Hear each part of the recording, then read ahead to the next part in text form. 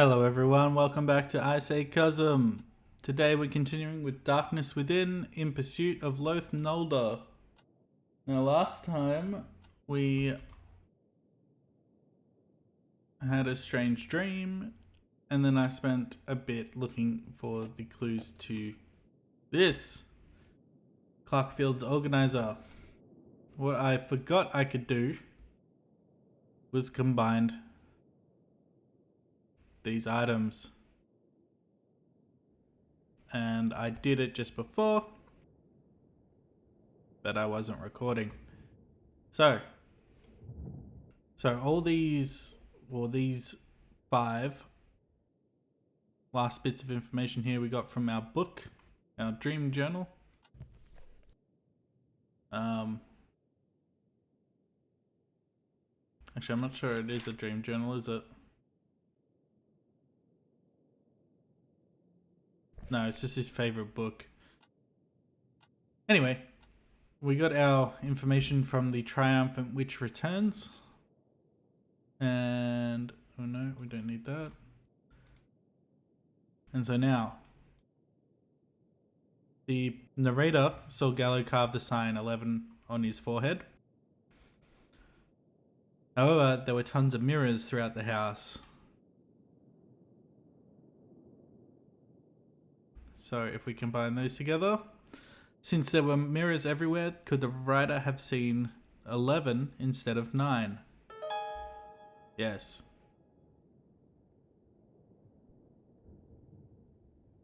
Now, 18 years old is when the children die, and 6 children have died. That is incorrect. Alright. 6 children have died. The reverse sign.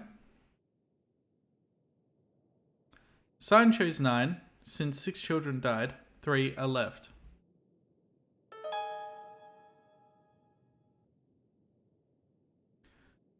Now, it was 1699 when the writer saw Gallo kill himself. According to the witch's curse, each child will die when they're 18 years old. The sign shows 9. Since 6 children died, 3 are left. If we combine all those, if a child dies every 18 years, for 3 children, 18 by 3 equals 54. 54 years should pass. So can the rebirth date be 1699 plus 54 equals 1753? So now we just put in 1753. And that's all I can do there, because I don't have a date.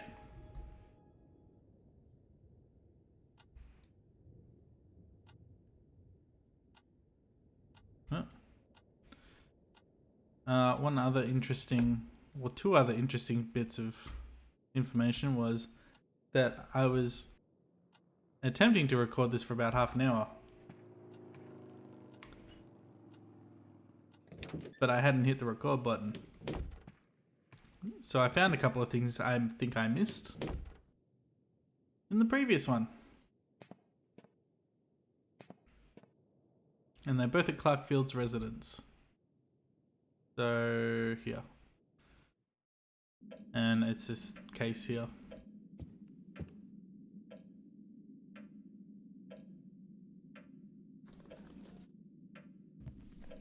The case of Alfonso Rugger. Summarized below are the known psychological problems caused by taking the hallucinogenic mixture called Diversa during a heightened emotional state, e.g. excessive anger, worry, fear, etc. These psychological problems can sometimes be extremely harsh and can even lead to permanent madness. It is known that some esoteric ethnic groups use this secret mixture in their religious rites and festivals. A typical example of this can be found in the notes of the famous occultist and philosopher Alfonso Rugger, dated October 2nd, 1833. His notes cover the period of time from the 11th of October, 1832, to the time of his death on the 12th of November, 1833. For more information, please refer to the Book of Diversa, A Black Void, which relates his experiences with Diversa and was compiled after his death from his handwritten records. October 2nd, 1833. After extensive trials, I can say that it, Diversa, has profound effects. Its ability to alter consciousness is unbelievable. Unfortunately, my detailed research has only uncovered a few fragments of information about this mixture. Even though its effects are short-lived, the experience is very powerful. It is difficult to describe, but I would say that it pushes the soul to its very limits. I must add that I feel a strange sensation from it, as though it creates an emptiness inside the body. But of course, these are very vague descriptions of my experience. Perhaps someone else would describe it differently. And with that, I started thinking that maybe we were drugged into, the dreams and stuff because of these, pretty much. And then I decided that I would try and combine them. A strong scent. Mr. Field's cellar smells strange. Harmel smell. Harmel is a plant that has ethnogenic properties. It is used in some regions of the world as an air and mind purifier.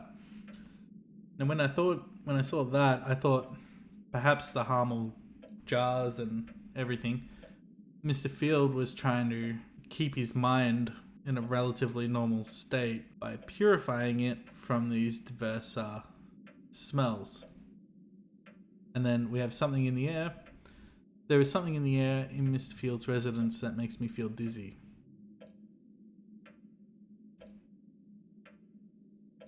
So I'm wondering if perhaps the smell from the well is drifting up throughout the house.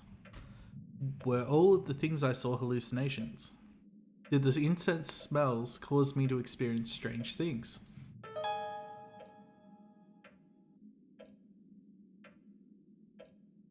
And so now we have the hallucinations.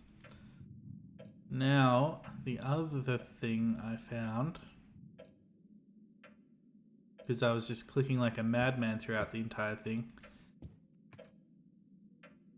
because it wasn't just this time, right? There's a lot in the previous one that I cut out where I didn't find anything at all. I'm just bad at these games.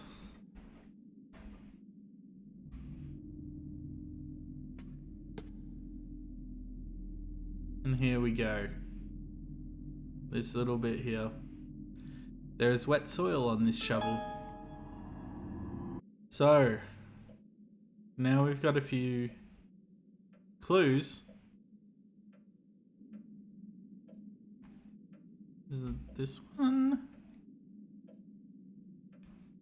Oh. Someone entered Mr. Field's residence and dug somewhere. Who might it be?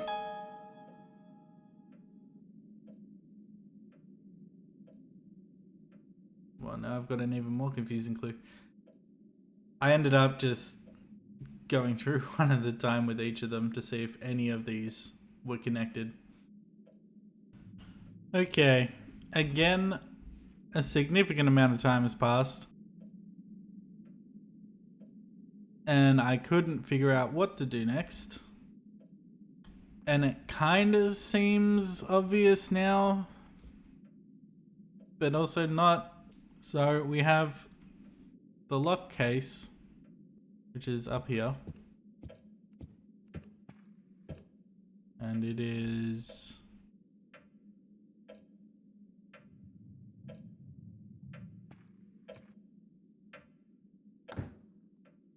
yeah. I'll just walk around the table.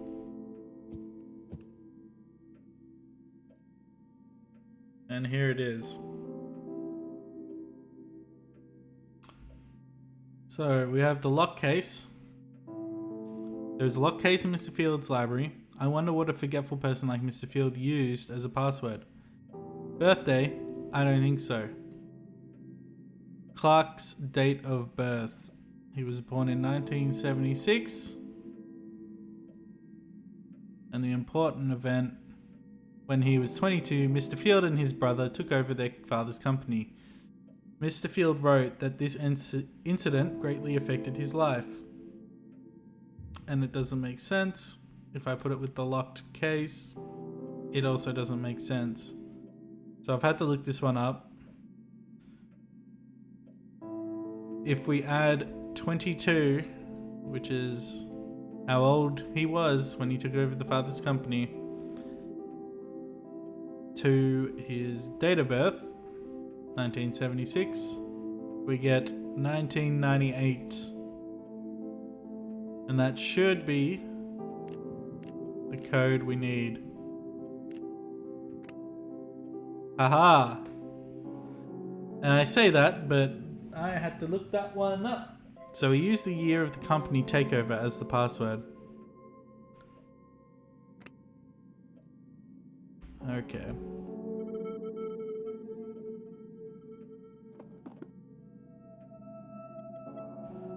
I'd better insert the cassette first. These are Mr. Field's notes. Well, let's have a look. Part 3.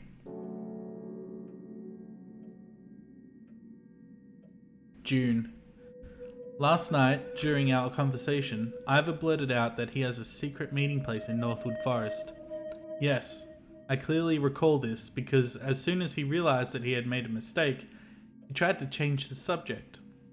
After a short while, when he realized that I had understood him, he told me that he was planning to invite me there quite soon. First, he had to speak with some people whose identities he intentionally avoided revealing. He spoke about this place a bit, and emphasized in particular that it had been empty for a long time, but from an aesthetic point of view, had every comfort that people like us always seek. He told us some tales about this place, which is far away from the closest habitation, and came about through a series of events that are mostly forgotten now. He told me that it always seemed to be a place of pure evil, without even taking into account a few rumors. It is not known who built it, or when it was constructed. In time, it became an object of fear which also caused people to be afraid of the forest. He left after that, telling me that he would soon invite me to this place where he and some of his special friends met. After he left, my mind was churning with strange thoughts. After so many gruesome things had been mentioned about it, it may sound strange to some people that I still wanted to see such a place, where darkness and myths of dark medieval ages were imprinted. But things like that are only things that matter to someone like me.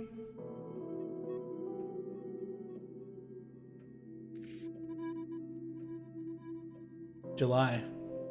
After quite some time, I got to see that special secret meeting place that Ivor had mentioned and promised to invite me to. During a stormy night, I had to traverse Northwood Forest, a place that no one wants to enter after dark, due to its lonely and notoriously twilight world, which can daunt even the bravest person.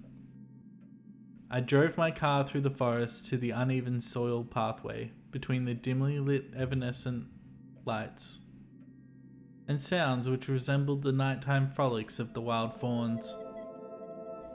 Suddenly I saw, or thought I saw, some recesses which probably opened up to some underground clefts or caves about which I had heard many tales during my childhood, since some of them are believed to be meeting places for witches.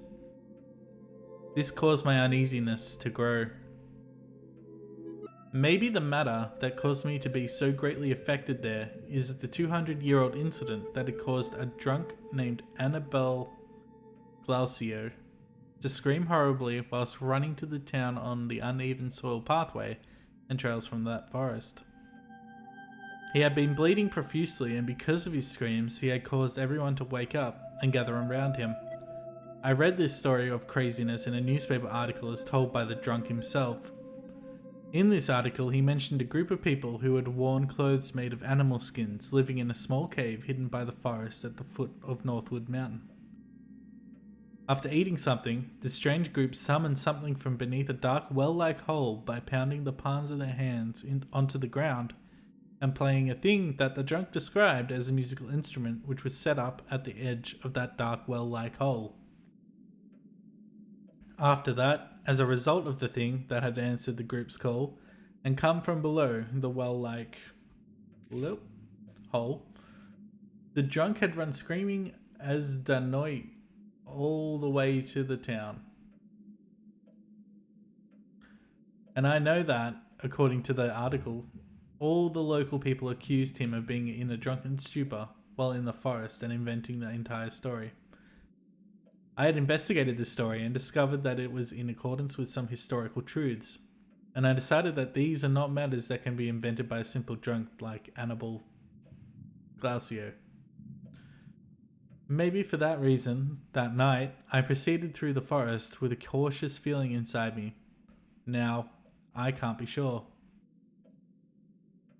When I reached that sinister looking place situated on a cliff just outside the forest, the time was 2 in the morning.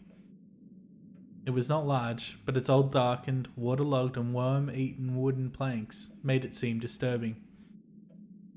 And, since I could not discern its features in the darkness of the moonless night, it seemed to me even more formidable with this manifestation. I couldn't help thinking that Edwin Pickman was looking at it when he wrote these lines. Good old Pickman. Has he transcended the painting world into the writing? There it stands under sunlight, a marker to show it's still there, as black as night with no moonlight, and its doom is laid so bare. Participating in the meeting were 3 strange people in addition to Ivor and myself. As time passed, our conversation got deeper, and I felt as though their verbal and facial expressions were emitting a penetrating, dense, evil sensation, and a disgusting pressure which made me feel nauseous. At first, I thought this feeling, which somehow I couldn't shake off, even though I firmly tried, was because of the height and age of the place. But now, I shiver with fear much more than even that night when I remember looking into their corpse-like dull eyes, and remember the fast movements of their exceedingly thin bodies, and their whispering in an unfamiliar language while looking directly at my face.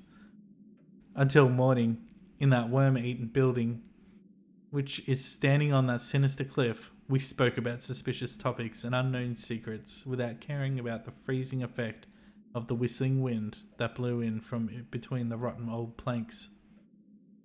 Maybe the thing that helped me not to care about the place, and, most important of all, about those 3 cadavers, were the topics that enchanted me and benumbed me like alcohol. These topics were beyond all ordinary human thinking and perception.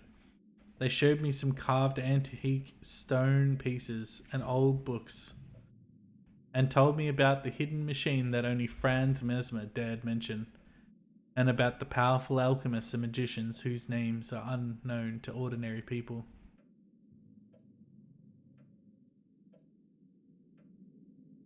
I couldn't help thinking that there were many more things that weren't shown to me. For a long time, I thought that I heard some strange noises that I could hardly separate from the roaring sound of the sea that accompanied the storm, which I didn't dare mention when I saw that the others were unaware of this. I can now say with certainty that this forest is not for sane people.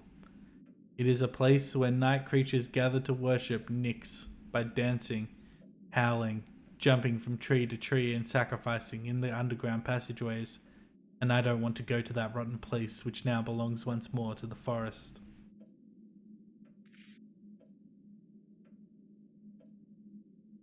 Later in July, I think I dropped my digital organizer in the well during my mad rush out, which frightens me to consider. I couldn't find it, although I searched everywhere in here, in my apartment, which is downtown, and in my office. This is very bad for a forgetful person like me who sometimes can't even remember something that happened even an hour ago. However, I don't want to go down there even one more time just to get my digital organizer. After all that craziness, isn't it ironic that I'm still staying here of my own volition? I don't know, people's houses are haunted, and whether you believe in that or not, some of them believe it is, and it terrifies them so greatly, but they cannot move.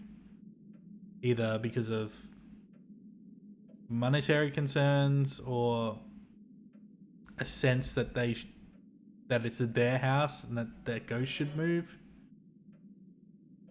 Why'd that creak open just then? Oops.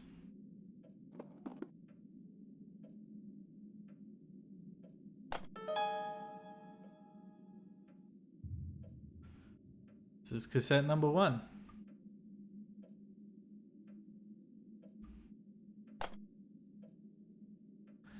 Cassette number 1. Mr. Field wrote that he had recorded some sounds on this one.